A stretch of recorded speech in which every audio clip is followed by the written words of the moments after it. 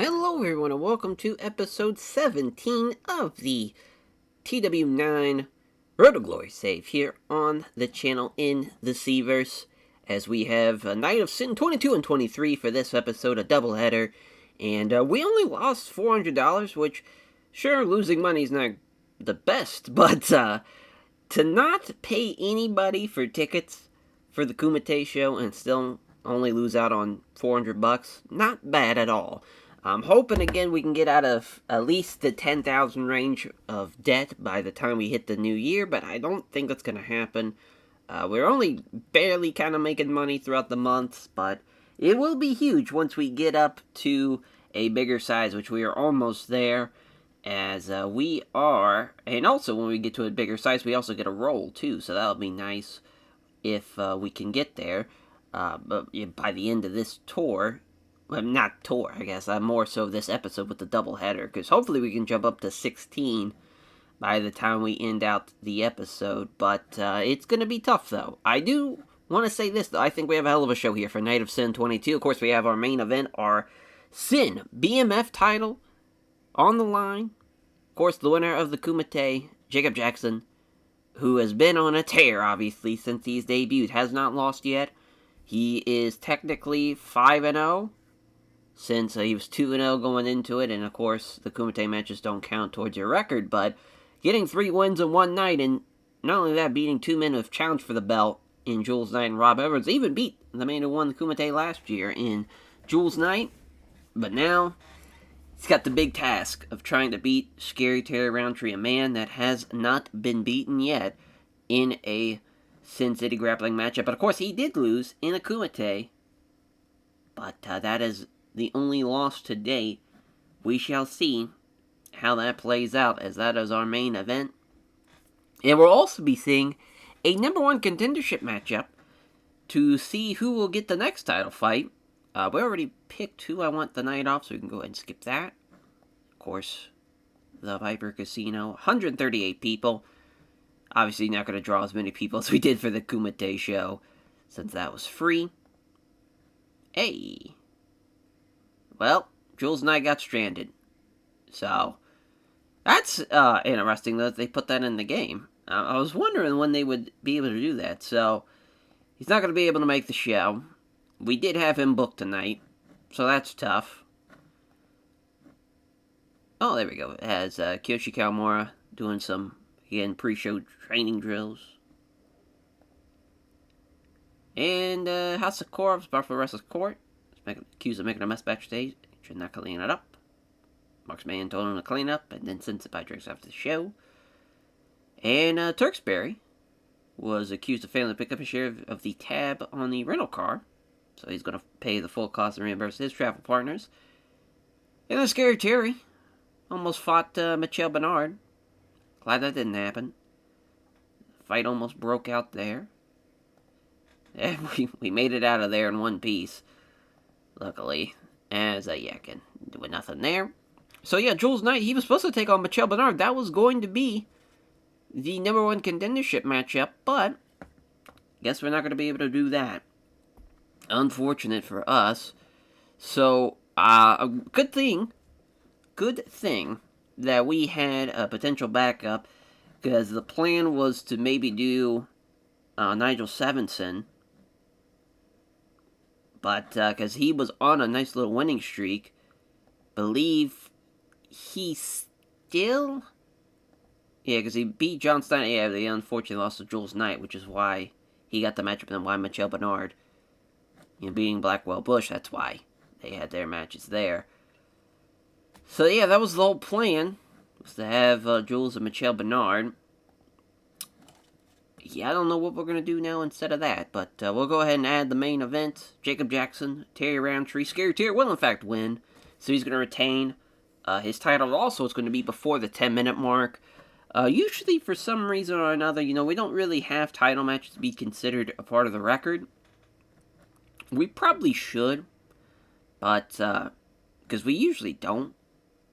From what I remember, let me just double check. Because, yeah, let's see, 3, 4, oh, no, we do, okay.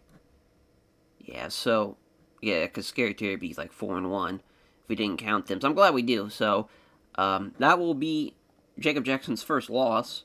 Unfortunate. And Scary Terry's going to jump up to 9 wins now, right? I believe. Let me double check that as well. Because I believe... Oh, no, this will be his 9th win. But still, impressive. Still has not had a full loss yet in a Sin City grappling matchup. Massive win. Massive win for Scary Terry. That's his 4th defense. He's had the belt now for about 238 days. Huge. Huge. Yeah, his 4th defense. He's rolling. Rob Edwards and Tobias Bastio. Of course, we had these two have a matchup at the Kumite show in the semifinals. And, yeah, just to harken back, Rob Edwards, he beat Tobias Bastio. And, of course, the trilogy so far, it was just 2. It was, Rob Edwards beating him, and then they had the time limit draw back in June. Technically, this would be a trilogy for the Sin City grappling matches, but of course we saw Rob Edwards beat him yet again, but in a Kumite setting, so maybe Tobias Bastio will get the win here in the actual trilogy, and he does. Does in fact beat him, so that's a huge win for Bastio.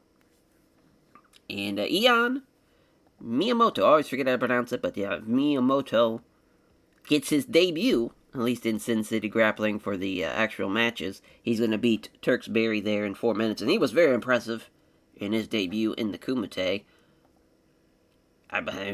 He had the best match, him and Big Bad Wolf Walter Tag, and we'll see how they play out. And 2 men have the same record as far as 3-5 for Ray Cavallero and Gore Hadamoto. Hadamoto will get the win yet again here, as he's on a little winning streak right now. He beats Guillotine at the as far as the non-Kumite match, and he's been rolling for sure. So yeah, maybe we'll just have Michel Bernard face him, because this wasn't going to be a time limit draw, and the idea was going to do a triple threat for the first time.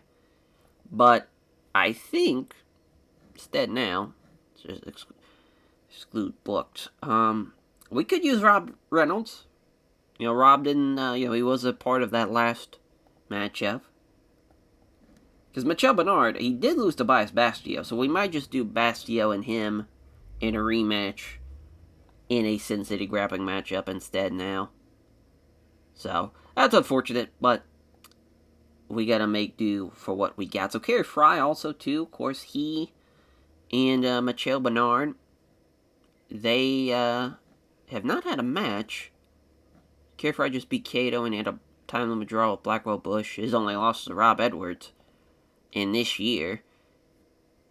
And he lost to Tobias. He also lost to Jules Knight. We could do that, since it's a fresh match. Both guys have similar records as far as Blackwell Bush, or not Blackwell Bush, rather. Kerry Fry is 5-4-2, while Michel Bernard is 5-3-2. Not a terrible idea. Let's do it. Since we can't use Jules Knight. I'm trying to think who else we could maybe use instead. Rob Reynolds makes a lot of sense. To get him on the card, also maybe a Nigel Sevenson.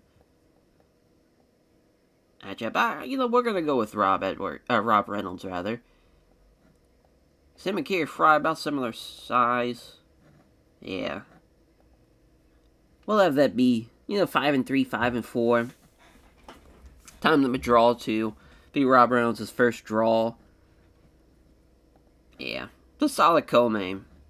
Won't be a number 1 contendership matchup anymore, but, we probably had Kerry Fry. Yep, we sure did. I was say, we probably had him. Oh, and we also had, that's just great. That is just great. So we can use Kato Morimasa. 3-5-2. Could use Marcus Ban as well. We could even use Hasakura, since he lost in his debut. Him and Kato Morimasa. Yeah, that works.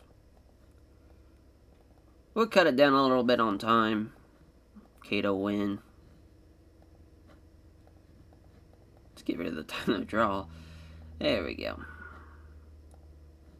Alright. So yeah, I mean, it's a little bit of a wonky card now. Really, the only people that have positive records on the actual show is the co-main, the main, and then Miyamoto getting his first win, technically, in Sin City Grappling. But he has won in the past, obviously, at the Kumite shows. Guess we'll add one more minute to this to make it 45. And yeah, unfortunately for Michel Bernard, he ends up missing out on this show. Which I hate to do that, but we'll figure something out for Night of Sin 23, it looks like. But that is the show. We're good to go. Let's run it.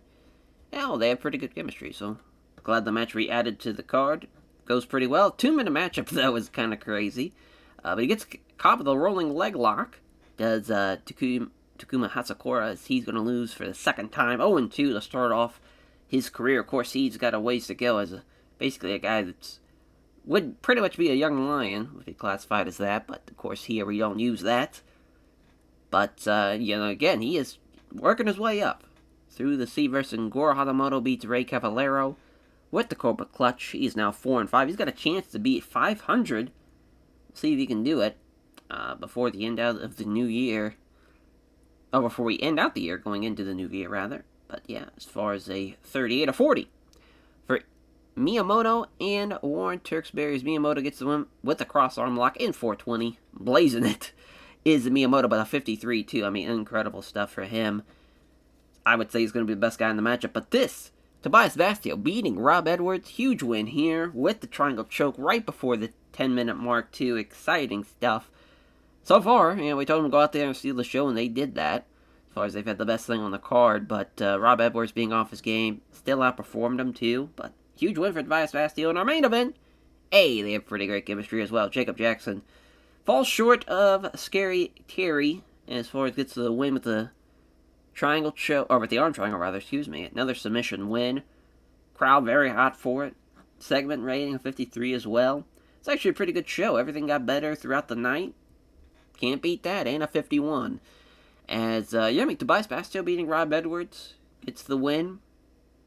And as far as for him, Miyamoto, again, he's looked very, very impressive. Gets the win against Warren Turksbury tonight. I'm sure we'll have him for night 3 as well.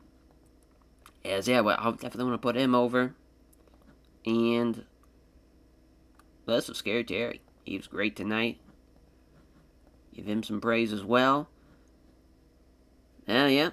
Still lost about $1,000.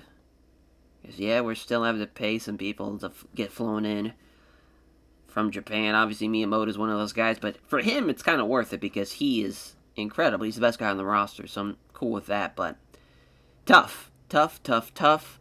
As, again, Jules Knight, if he would have been on this show, we would have had him and Michel Bernard.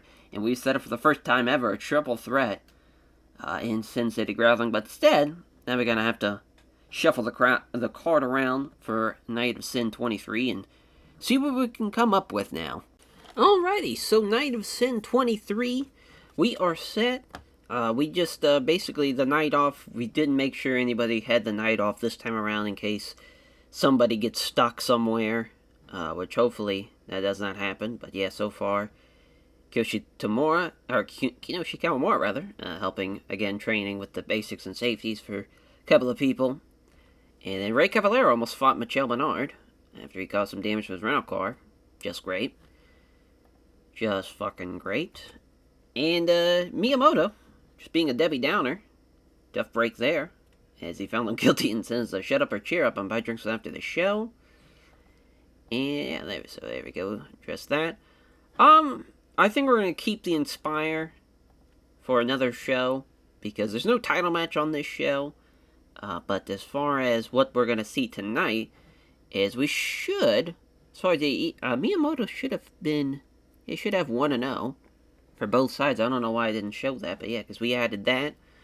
But the card, main event, number 1 contendership matchup, Michel Bernard, Tobias Vastio, both men, as far as Michel Bernard 5-3-2, Tobias Vastio 6-3-2. What we've seen here Michel Bernard, you take away the Kumite bout, he's only lost was to Rob Edwards, and that was not even at a Night of Sin show.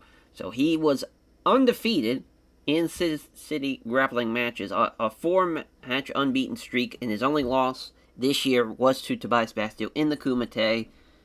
Just figured this makes sense, because also, again, for Tobias Bastio, another man who has done very well for himself in Sin City grappling, also unbeaten in this year, besides, obviously, the Kumite loss to Rob Edwards. But he just beat Rob Edwards. So again, he is really on a, you would say the psychological advantage would go to him, the scary scientist, before this matchup with Michel Bernard. But Michel Bernard beats him. And he will, in fact, get the title matchup next against Scary Terry. But Scary Terry looking to make it 10 wins. The first guy to ever reach 10 wins. That is on the line for him. And that's going to be at Night of Sin 24. Yeah, we'll add that. That's the main event. Our co-main event. Jules Knight, Walter Tag 3. The Big Bad Wolf and Jules Knight here. And Jules gets the win, beats the Big Bad Wolf. He'll jump down to 7-5, whereas Jules Knight will jump up to 6-4. This is a huge win for Jules Knight, though, because he, as of late, not the best of runs. Unfortunate for him to kick off the year. You know, he lost to Rob Edwards and he lost to Walter Tag, but turned it around a little bit. He beat Turksbury, beat Nigel Stevenson. Of course, he had the loss to Jacob Jackson during the Kumite. But as far as for non-Kumite competition, he's done very well for himself. And of course, him and Walter Tag, he lost to Walter this year, but last year, he beat Walter Tag in November, and that was a 56 as well. So I think this match is going to go very well. I think this should be one of the best things on the card, if not the best thing. Why is Jules Knight not able to work? He was given the night off. What the fuck? How did we fuck that up? Unreal. Out until Wednesday. Wow. Literally missed it by a day. Unreal. So now we're going to change that. That's great. That's just great. So we'll keep it going. Guess we'll push this to Night of Sin 24, I guess. Rob Reynolds and Nigel Stevenson, though. Nigel Stevenson getting the win. That will be his 6th win. He's going to beat Rob Reynolds. And, Nigel Stevenson, he's a guy that has been very, very good for us. One of the best guys we have on the roster, but has yet to reach a title matchup. He's got a chance as far as for to take on Scary Terry, potentially. Because, yeah, Scary Terry, he's, Walter Tag, Rob Edwards, Rob Reynolds, and now Jacob Jackson. Could see Nigel Stevenson joining that list, potentially there. And as far as for the next matchup, I think we're going to go Kerry Fry and Sugar Amano. We're going to let the game decide here. Both guys, basically similar records, just 5-4-2 for Kerry Fry and 4-5-1 for Sugar Amano, so he has a chance to be at 500. And for Kerry Fry, he's looking to jump up to 6 wins. We shall see. And John Snyder and Marcus Mahan going to kick off the show. 2 of our vets battling it out to kick it off. And Marcus Mahan's going to get the win. Going to jump up to 3-5-2. Well, as John Snyder, 3-7. Tough break here. Oh, my God. And yeah, I forgot Marcus Mahan. We also gave him time off. I bet he's also gone. Yep, Wednesday. Unreal. So what we get. That's what we get. So, I'll change that. We'll see here. Well, I want to make sure. We'll go ahead and add it to this. So that way I know who's here and who's not here. So John Snyder on one side. I guess we could have Walter Tag. Even though they are completely opposite as far as match ratings go. Because, yeah, he's 7-4-1, while John Snyder's 3-6. John Snyder, though, he did have, I want to say his debut was against Walter Tag. And he beat him. But Walter Tag ended up losing. So we could do him and Snyder 3. Don't hate it. Don't hate it. Even though he's on a two-match losing streak. Let's see what Walter Tagg's doing. As far as yeah, because he beat Goro Hanamoto, and then his last loss was to Rob Edwards. He's gotten a lot of wins. Obviously, he had the title match with Terry Roundtree beforehand. We'll call that 3. And, of course, Walter Tagg will be getting the win in that one.